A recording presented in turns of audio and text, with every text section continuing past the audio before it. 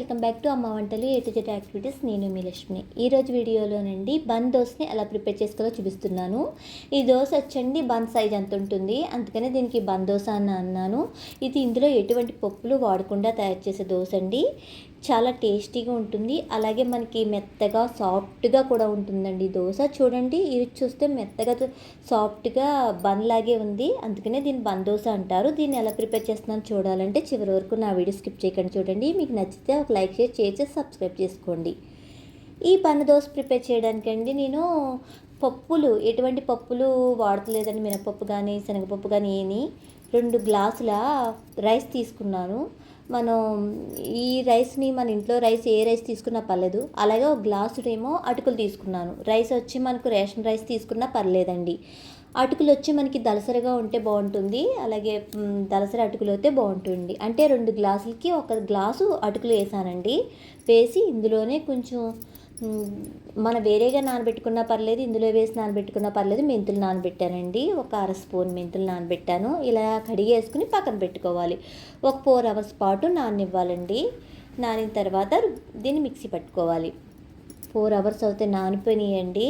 ఇప్పుడు నేను ఇవి మిక్సీలో వేసి మెత్తగా గ్రైండ్ చేస్తున్నాను. మిక్సీలో కన్నా మనం గ్రైండర్లో వేసుకుంటే ఇంకా దోశలు అన్నవి బాగా ఉబ్బుతాయండి. నేను మిక్సీలో వేసేసి మెత్తగా ఆడేస్తున్నాను. మనకి అప్పటికప్పుడు కావాలి అంటే, మనకి కొంచెం టేస్ట్ పుల్లగా కావాలి అనుకుంటే ఇంకొన్ని మెంతులు నానబెట్టాను కదా, వేసిస్తున్నాను. పుల్లగా కావాలి అనుకుంటే 1 కప్పు పెరుగు అన్నది యాడ్ చేసుకోండి, లేకపోతే అవసరం లేదు. అంటే ఆ పెరుగు వేసుకోవడం వల్ల కొంచెం టేస్ట్ అన్నది మారుతుంది మనకి, అంతే కదండి, బాగుంటుంది. ఇంకొన్ని నేనైతే 1 కప్పు పెరుగు వేస్తున్నాను. పుల్లటి పెరుగు వేసుకున్నా పర్లేదు, లేదా కమ్మటి పెరుగు వేసుకున్నా పర్లేదు. అంటే మీరు కమ్మగా తినాలంటే కొంచెం కమ్మటి పెరుగు వేసుకోండి. అలాగే 2 స్పూన్లు మైదా వేస్తున్నాను. మైదా కూడా మీ చాయిస్ అండి, వేసుకుంటే వేసుకోవచ్చు, లేకపోతే లేదు. మెత్తగా గ్రైండ్ చేసేయాలి. నేను మిక్సీలో వేసేసానండి, మెత్తగా గ్రైండ్ చేసేసాను. మనకి మెత్తగా వస్తేనే, స్మూత్గా ఉంటేనే ఆ పిండి అన్నది మనకి బన్ రొట్టి కింద, బన్న దోశ కింద వస్తుందండి. అచ్చు సేమ్ బన్నలా వస్తాయండి. నేను ఒక బౌల్లో అయితే వేసేస్తున్నాను ఈ పిండిని నేను ఇప్పుడు నైట్ రుబ్బాను కాబట్టి మార్నింగ్ వేసుకోవడానికి బాగుంటుంది. కాకపోతే ఫ్రిడ్జ్లో పెడితే గమ్మును పొంగవండి. ఫ్రిడ్జ్లో పెట్టకుండా ఉండడమే మంచిది. అంటే మార్నింగ్ వేసుకోవాలనుకుంటున్నారనుకో బయట ఉంచేయండి, ఫ్రిడ్జ్లో పెట్టద్దు. అలా అవుతేనే పొంగుతాయండి. ఇప్పుడు అయితే పక్కన పెట్టేస్తున్నాను, మూత పెట్టేసి. ఇంకోండి, మరుసటి రోజు చూసాను చూడండి, అవి పైకి పొంగింది కొంచెం. ఇందులో నేను ఏం వేయాలనుకుంటున్నానంటే కొంచెం జీలకర్ర వేస్తాను. నేను 1 స్పూన్ జీలకర్ర, తగినంత సాల్టు, అలాగే బేకింగ్ పౌడరు, అదే మనం తినే సోడా అంటాం కదండి, బేకింగ్ పౌడర్ వేసి బాగా కలుపుకోవాలి. జీలకర్ర కూడా వేస్తున్నాను. మీకు కావాలంటే ఉల్లిపాయ ముక్కలు, పచ్చిమిర్చి అవన్నీ కూడా వేసుకోవచ్చు. నేనైతే ప్లెయిన్గానే వేసాను, బన్ దోశ కాబట్టి.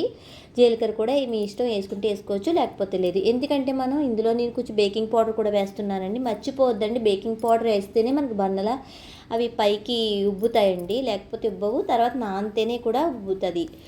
ఈ బన్న దోశ అన్నది మనకి ఎలా చాలా బాగుంటుందండి, టీలో నంచుకోవడానికి బాగుంటుంది. మనం జీలకర్రని అవాయిడ్ చేసేసి టీలో నంచుకుంటే బాగుంటుందండి.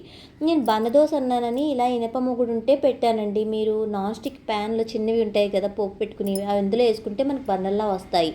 ఇందులో నేను కొంచెం ఆయిల్ వేసి ఇందులో చిన్న బన్నల కింద వేస్తానండి. దీనికన్నా మనకి నాన్ స్టిక్ ప్యాన్ ఉంటుంది కదా, దాంట్లో వేసుకున్నా పర్వాలేదు. ఇవి బాగా కలిపేసండి పిండి. నేను ఒక్కొక్క గరిటెడు పిండి వేస్తున్నాను అంతే, ఎక్కువ వేయట్లేదు. ఇంకోండి, ఇలా వేసి మనం అలా అని దానిపైన మూత పెట్టామనుకోండి, సిమ్మిల్లో ఉంచి, మనకి బన్నలాగా చూడండి బుడగల్లా వస్తూ ఉంటాయి, వచ్చి పైకి ఉబ్బుతుంది. ఇలా ఉబ్బడం వల్ల ఏంటంటే లోపల మనం తిన్నప్పుడు బన్నలాగే ఉంటుంది, టేస్ట్ కూడా బన్నలాగే ఉంటుందండి. ఇప్పుడు దీన్ని తిరిగేసేసుకునండి, దోరగా కాల్చుకుని తిరిగేసుకుని సర్వింగ్ ప్లేట్లో తీసేసుకోవచ్చండి. ఇదైతే కాలిపోయింది, 2 వైపులా కాలిపోయింది. నేనైతే ప్లేట్లో తీసేస్తున్నాను. ఇది ఇంకా కొంచెం బన్నలా తేలలేదండి, మామూలుగానే వచ్చింది. కాకపోతే మనం ఇందులో కొంచెం నేను ఎక్కువసేపు నానిస్తే బాగా బన్నలా వస్తుందండి. ఇది తీసేసి నేను ఇది పెడుతున్నాను. ఇందులో చూడండి బన్నలా పైకి వస్తుంది. మీరు మాత్రం తినే సోడా మాత్రం వేయాలండి, కంపల్సరీ వేయాలి. బేకింగ్ పౌడర్ వేస్తేనే బన్ అలా పొంగుతూ వస్తుందండి. ఇంకోటి చూడండి, దీంట్లో వేస్తే ఇది కూడా పొంగుతూ వస్తుంది. మనకి వేసే విధానంలో ఇలా పలుచగా ఉండి ప్యాన్ల కన్నా లోపల కొంచెం గుంట ఎక్కువగా ఉన్న ప్యాన్లు అయితే అవి ఏంటంటే బన్నల్లా వస్తాయండి. చూడండి పైకి మనకి అలా ఉబ్బింది. ఇప్పుడు దీన్ని తిరిగేసేస్తాము. చుట్టూ ఆయిల్ వేసుకుంటే మనకి ఇదైతే మనకి అసలు అడుగంటదో బాగుంటుంది కూడాని. చాలా సింపుల్గా ప్రిపేర్ చేసుకోవచ్చు అండి. నేను ఫస్ట్ టైం చేసినా కానీ బన్న దోశలు చాలా బాగున్నాయి. టీలో నంచుకు తింటే సేమ్ బన్ తిన్నట్టు ఫీలింగే కలిగిందండి. ఇప్పుడు సర్వింగ్ ప్లేట్లో చేసేస్తున్నాను. చూసారు కదండి, బన్ దోశల్ని చాలా ఈజీగా ప్రిపేర్ చేసుకోవచ్చు. దీంట్లో ఎటువంటి పప్పులు వాడలేదండి. చూసారు కదండి, బన్నల్లాగే ఉన్నాయి. మీరు కూడా ట్రై చేయండి. నా వీడియో నచ్చితే కనుక ఒక లైక్ చేసి కామెంట్స్ పెట్టండి. మీరు కూడా ట్రై చేయండి. చూడండి, బన్ దోశలు చాలా బాగా వచ్చినాయి కదా. Thank you for watching.